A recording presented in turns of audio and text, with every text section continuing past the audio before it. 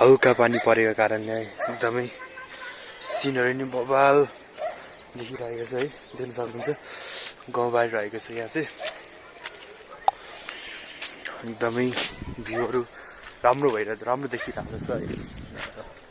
अहिले खासै त्यस्तो ठुलो त पानी परेन, हिजोदेखि नै दिन चाहिँ धुमिरहेको नराम्रो भइरहेको थियो अनि अहिले भर्खरै अघि चाहिँ अलिक हल्का सिमसिमे तरिकाको पानी परिरहेको थियो अनि एकदमै दामी भ्यू नि देखिरहेछ है, देख्न सक्नुहुन्छ पर चाहिँ यस्तो बवाल देखियो झन् एकदमै बवाल देखिरहेछ है, तपाईँहरूले पनि देख्न सक्नुहुन्छ। र म हल्का जाडो पनि छ, चट्ट लाएर नुहाएर दिदीकोमा जाँदैछु, दिदीले बोलाउनु भएको छ। मैले दिदीसँग गाउँदेखि आदेखि भेट्न पाएको थिइनँ किनकि दिदी अहिले त बाहिर काम गर्नुहुन्छ नि, यसो त्यो भएर चाहिँ दिदीको फुर्सद हुँदैन थियो छुट्टी, अनि आज शनिबार चाहिँ दिदीको छुट्टी छ र दिदीलाई म भेट्न गइरहेको छु। दिदीकोमा जाँदा चाहिँ यो डाँडा कटेर उता जानुपर्छ अनि म चाहिँ दिदीकोमा जाँदैछु है। सो एकदमै हुन्छ नि त्यो जाडो महिना जस्तै हो, जाडो महिना पनि पुसमा त्यस्तैकै जाडो फिलिङ्स भइरहेको थियो हिजो र आजमा चाहिँ, किनकि हिजो नि घाम लागेन अनि एकदमै दिन धुम्म भइरहेको कारणले गर्दा हिजो नि चिसै थियो मौसम। आज चाहिँ हल्का पानी आइदियो किनकि काठमाडौँमा पानी आवश्यक नै परिरहेको थियो है। लसुनहरू थुप्रै बिजा छ नि, तिमी भाइ सट्ट पानी परेर जोस् बवाल नै भएको छ। अब अस्तिदेखि नै पानी पर्ला पानी पर्ने जस्तो हुँदैन, पानी परिरहेको थिएन नि त, अनि आज चाहिँ बल्ल पानी परेर राम्रो भइदियो। जोस् पानी आवश्यक नै छ, गाउँघरतिर नि अब पानी खासै परेन भन्दै हुनुहुन्थ्यो, हावाहुरी मात्र चल्यो। मम्मीलाई मैले कल गरेको थिएँ अनि त गाउँघरमा चाहिँ पानी चाहिने, मकै छर्ने सिजन बेला भयो होइन।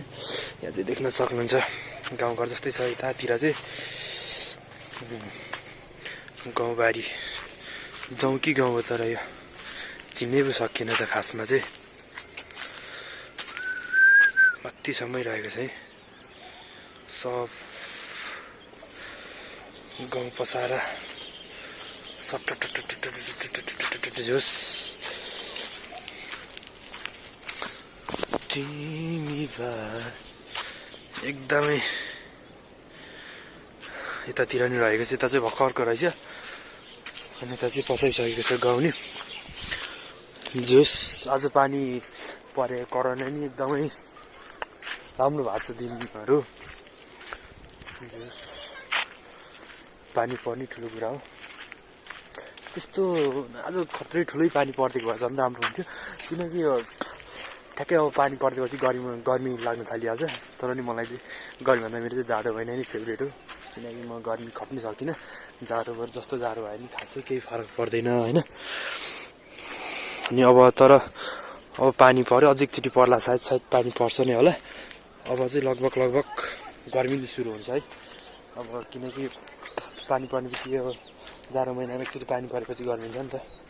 सो यहाँ चाहिँ बाटो बन्द रहेछ है, यस्तो बाटो सेम यता चाहिँ गाउँघर जस्तै रहेछ होइन, छ है, देख्न सक्नुहुन्छ तपाईँहरू नि।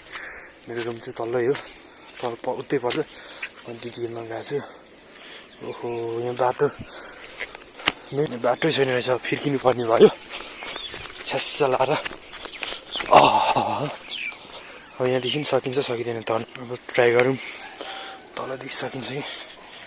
देख्न सक्नुहुन्छ पानी पुरा रहेको छ यहाँ, लसुन तोरी यताउता छुट्टै सान्छ नि यहाँ के रौ। माथि यो बाटो जानुपर्ने हुन्छ। अब पत्तगलेर चाहिँ यहाँदेखि हम फाल्न सकिन्छ भन्ने आशा गरौँ। यो चाहिँ लगभग मलाई जहाँसम्म लाग्छ ढल बनाइदिइ रहेछ, यो चाहिँ फिज्ने भएको छैन रहेछ रुट। बाख्रा चर्दा हुँदै हुँदो रहेछ हाम्रो दिदी बहिनीहरूले चाहिँ होइन। अब यहाँदेखि फुत्तै तर्दिउँ। बिस्तारै सिनहरू जस बबाल नै रहेको छ। झ्याप्प यहाँ डाँडामा आइसकेपछि देख्न सक्नुहुन्छ है, गाउँ जस्तै सिन रहेको छ। ठ्याक्कै सोताङ बजार जस्तै देखिन्छ है। यहाँदेखि चाहिँ मेरो गाउँ जस्तै लाग्छ। यता चाहिँ यहाँ आउँदा चाहिँ म मेरो गाउँलाई सम्झिन्छु। सेम यस्तै जान यस्तै छ सोताङ बजार पनि होइन। र म चाहिँ दिदीकोमा चाहिँ पुग्नलाई अझै कहाँ पुग्नु छ नि, पर तपाईँले देख्न सक्नुहुन्छ है। यो माथिबाट इँटा मात्र लागेको घर हो, त्यहाँ पुग्नुपर्ने हुन्छ। म चाहिँ अझै पनि धेरै नै हिँड्नुपर्छ चाहिँ परै छ। पर दिदीबहिनी हिँड्दै हुनुहुँदो रहेछ। त्यहाँदेखि त त्यो ठिक्क देखेको इँटाको घरमा पुग्ने भन्यो। सो म चाहिँ अब हिँड्छु। तिमी भाइ बाटोहरू चाहिँ एकदमै झिसिङ छ। ठ्याक्कै छ नि त। खासमा बाटो चाहिँ माथिल्लोपट्टिबाट हो, तर म चाहिँ सर्टकट अलिकति पर्छ र मात्र यो बाटो आएको हो। सो त्यही हो।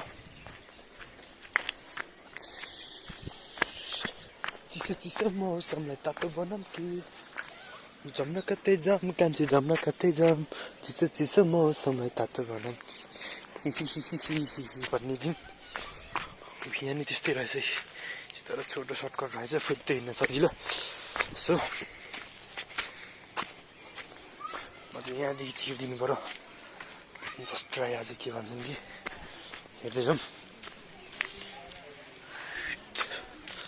फुलकी यहाँदेखि फुत्तै निक्लिनु।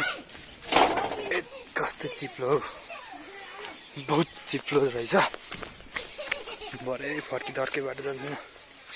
टनेलहरू झ्याप्प लगाइदिएर एकदमै खुट्टाहरू हुन्छ कस्तो हुन्छ मेरो। माटो भइसकेको छ खुट्टामा नि। सो त्यही हो है। मेरो चाहिँ भ्लग कन्टिन्यू गर्न सकिन्छ। आज चाहिँ त्यत्तिकै अब किनकि आज देख्नु छैन सिनहरू नि अलिक राम्रो देखिरहेको थियो। अब त रात पर्दै गयो, कालो देखिहाल्यो। त्यही भएर यसो केही नभए त्यस्तो स्पेसल त केही होइन, तर पनि यसो हिँड्ने के भए पनि भिडियो देखाऊँ न, भिडियो लगाऊँ, भिडियो पोस्ट गरौँ भनेर मात्र। सो त्यो गाइस हेर्नु चाहिँ सबैले प्रदीप बिके लाइक कमेन्ट सेयर सब्सक्राइब गर्न नभुल्नु होला होइन। युट्युबमा गएर झ्याप्प लगाएर बाटो चिप्लो छ, बहुत चिप्लो है। अब चाहिँ म दिदीकोमा आइपुग्नै आँटिसकेँ। अघि तपाईँहरूलाई मैले जुम गरेर देखाएको चाहिँ यही हो क्या। लगाएर अब म यहाँ गेट खोलेर फोत्तै दिदीकोमा छिर्छु होइन।